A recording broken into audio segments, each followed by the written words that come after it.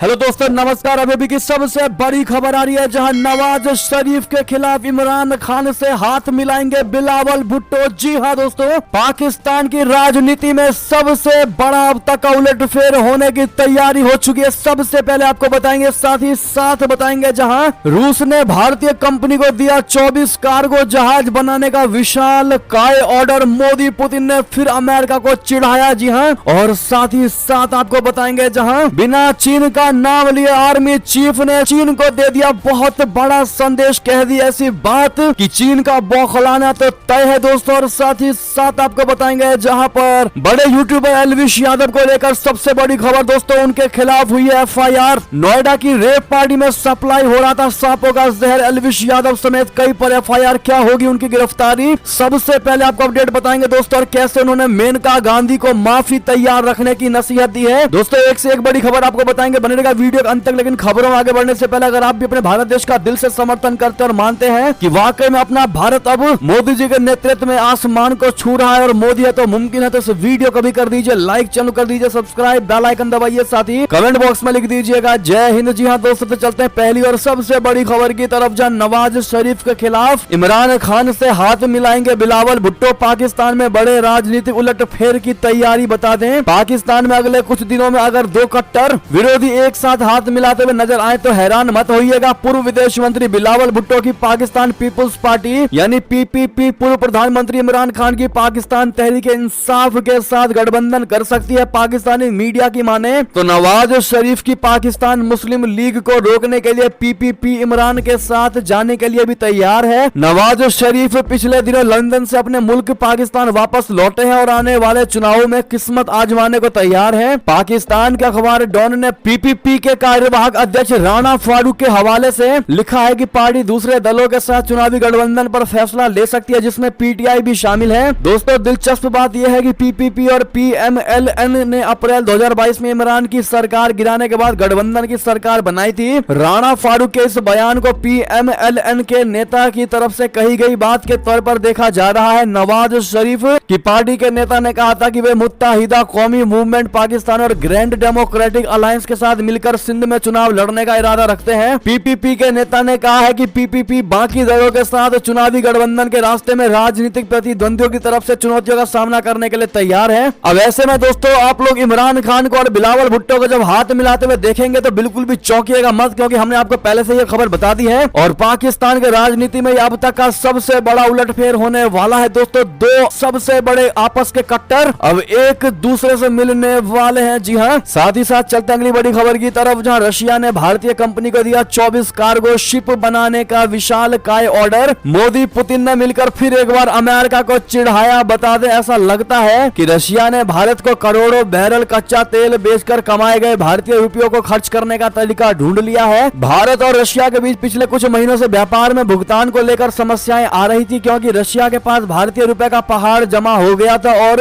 रूस उस रुपए को कहीं खर्च नहीं कर पा रहा था। रूस बार बार भारत पर प्रेशर बना रहा था कि वो चीनी करेंसी में कच्चे तेल के लिए भुगतान करे, लेकिन भारत ने चीनी करेंसी में भुगतान से इनकार कर दिया था। लेकिन अब लगता है कि दोनों देशों ने मिलकर नया तरीका खोज निकाला है। पिछले दिनों रिपोर्ट आई थी कि भुगतान की मुद्रा पर गतिरोध की वजह से S-400 मिसाइलों की दो प्रणालियों की भारत में डिलीवरी में देरी हो रही थी, क्योंकि रशिया भारतीय करेंसी में भुगतान नहीं चाहता था और भारत चीनी करेंसी में भुगतान के लिए तैयार नहीं था। लेकिन ताजा रिपोर्ट के मुताबिक रशिया ने अब अपने खजाने में मौजूद भारतीय रुपयों को खर्च करने में मदद करने के लिए भारतीय शिपयार्ड को 24 मालवाहक जहाजों के निर्माण का ऑर्डर दिया है। जी हां दोस्तों, यूरेशियन टाइम्स की रिपोर्ट के मुताबिक गोवा शिपयार्ड लिमिटेड यानी GSL और रूसी निर्यात केंद्र के बीच सहयोग की घोषणा तब हुई है जब रूसी अधिकारी S-400 की बाकी बची दो बैटरियों की डिलीवरी कार्यक्रम पर चर्चा करने के लिए भारत पहुंचे थे। जी हां दोस्तों, वैसे में आप लोग रशिया को थैंक यू जरूर कहिएगा भारत के साथ इस बड़े डील को करने के लिए। चलते हैं एक और खबर की तरफ, जहां पाकिस्तान ने कतर मामले में फिर एक बार उगला जहर कहा जासूसी करवा रहा है भारत। खाड़ी देशों के पास इसके सबूत हैं। बता दें, पाकिस्तान ने एक बार फिर से भारत के खिलाफ जहरीला बयान दिया है। इस बार उसने भारत और कतर के बीच पूर्व नौसैनिक विवाद पर बयानबाजी की है। पाकिस्तानी विदेश मंत्रालय ने गुरुवार यानी 2 नवंबर को कतर में भारतीय जासूसों की हालिया गिरफ्तारी पर बात करते हुए दावा किया कि मिडिल ईस्ट में भारत जासूसी करवा रहा है। इस मामले में भारत के खिलाफ ठोस सबूत भी मौजूद हैं। पाकिस्तानी विदेश मंत्रालय के प्रवक्ता मुमताज जहरा बलूच ने भारतीय नेटवर्क और जासूसी गतिविधियों के बारे में में बयानबाजी की। उन्होंने कतर में भारतीय नौसेना के अधिकारियों को मौत की सजा दिए जाने की रिपोर्ट पर भी गौर किया। उन्होंने पाकिस्तान की तरफ से भारत के खिलाफ जासूसी का मुद्दा उठाने की भी बात कही। दोस्तों, मुमताज जहरा बलूच ने कहा है कि भारत को कतर के मामले में झटका लगा है। उन्होंने पाकिस्तान की ओर से कुलभूषण जाधव की 2016 में हुई गिरफ्तारी का भी उदाहरण दिया। उन्होंने कतर मामले में भारतीय नौसैनिकों और कुलभूषण की गिरफ्तारी की तुलना की। आपको बता दें कि कुलभूषण जाधव भी एक पूर्व नौसैनिक अधिकारी है, जिन्हें 3 मार्च 2016 में बलूचिस्तान के अंदर चमन के सीमावर्ती क्षेत्र के पास मशकेल में गिरफ्तार किया गया था। जी हाँ, आपको बता दें कि ये पहली बार नहीं है जब पाकिस्तान की मुमताज जहरा बलूच भारत के खिलाफ बेवजह की बयानबाजी की है। इससे पहले भी उन्होंने कश्मीर को लेकर भारत पर निशाना साधने की कोशिश की थी। हालांकि ये बौखलाहट पाकिस्तानी सरकार के चेहरे पर साफ छलकती है जब से भारत ने कश्मीर से आर्टिकल 370 और 35A को निरस्त कर दिया है। इस वजह से पाकिस्तान सरकार की तरफ से कश्मीर की घाटियों में चलने वाला आतंकवाद की दुकान बैठ गई है। इस मामले को लेकर पाकिस्तान ने कई बार इंटरनेशनल स्टेज पर सवाल उठाए हैं, हालांकि हर बार उन्हें मुंह की खानी पड़ी। ऐसे में दोस्तों, जो इस खबर को देख रहे हैं, ऐसे में कितने लोगों को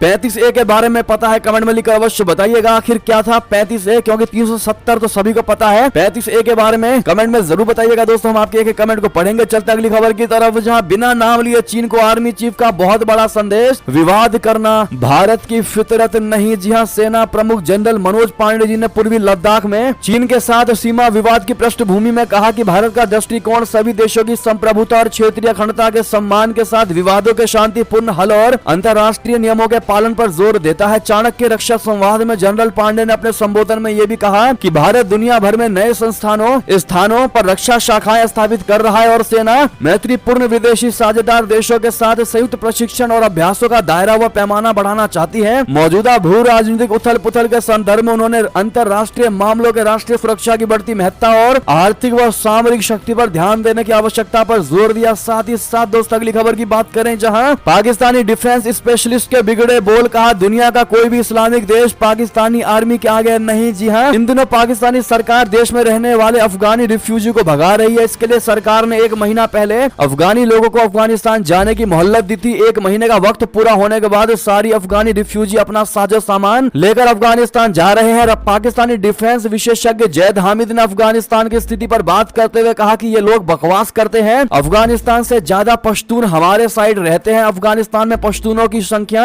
80 लाख है और पाकिस्तान में 6 से 7 करोड़ है। पाकिस्तान में ISI के करीबी माने जाने वाले जैद हामिद ने कहा है कि अफगानिस्तान पाकिस्तान से कभी भी नहीं लड़ सकता है। इसके अलावा उन्होंने कहा कि पाकिस्तानी आर्मी अफगानिस्तान के मुकाबले काफी मजबूत है। पाकिस्तान की आर्मी दुनिया में मौजूद किसी भी इस्लामिक देश से कहीं ज्यादा मजबूत है। पाकिस्तान के बड़बोले विश्लेषक जैद हामिद ने यह भी कहा कि अफगानिस्तान हमारे छोटे भाई की तरह है। हमारा हक बनता है कि पाकिस्तान एक बड़े भाई होने के नाते 2-3 थप्पड़ मारकर अफगानिस्तान को समझा दे। एक तो पाकिस्तान दोस्तों अफगानिस्तान पर बड़ा ही अत्याचार कर रहा है और जब तालिबान ने बड़ी धमकी दी है पाकिस्तान को, तो अब पाकिस्तान उसको अपना छोटा भाई बता रहा है। ऐसे में जैद हामिद ने एक बात तो सही कही है दोस्तों, उन्होंने बताया है कि पूरे इस्लामिक कंट्रीज में पाकिस्तान की आर्मी सबसे नंबर 1 है। लेकिन अच्छा हुआ कि उन्होंने ये नहीं कहा कि भारत से भी आगे, वरना इंडियन आर्मी जो लताड़ लगा दी दोस्तों, वो वाकई में देखने वाली बात होती। चलते अगली खबर की तरफ, जहां मेनका गांधी को एलविश यादव का जवाब, जिस हिसाब से इल्जाम लगा है मैडम जी माफी को भी रहे तैयार। बता दें, बिग बॉस